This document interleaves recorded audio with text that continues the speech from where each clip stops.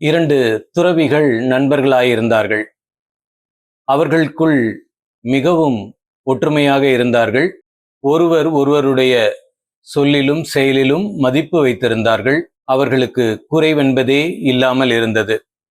அவர்கள் இருவரும் ஒரு நாள் மாலை வேளையில் நடைபயில சென்றார்கள் ஒரு ஆற்றினோரமாய்.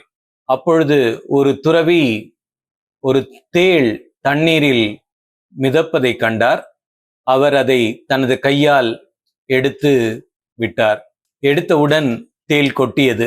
மறுமுறையும் அது தண்ணீரில் தத்தளித்துக் கொண்டிருந்த போது அவர் திரும்பவும் அந்த தேளை தனது கையாலே எடுத்து வெளியில் விட்டார்.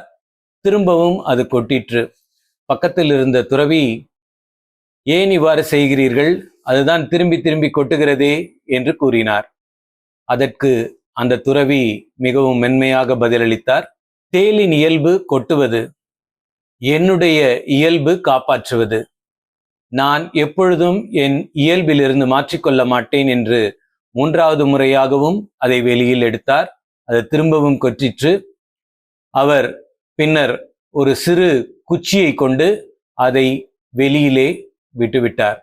நடந்தவையெல்லாம் பார்த்த அந்த நண்பர் துறவி அன்றைய தினம் மிகவும் மகிழ்ந்து, இன்றைய அனுபவம் வாழ்க்கைக்கு இன்றியமையாதது என்று நண்பரை புகழ்ந்து கொண்டே சென்றார்.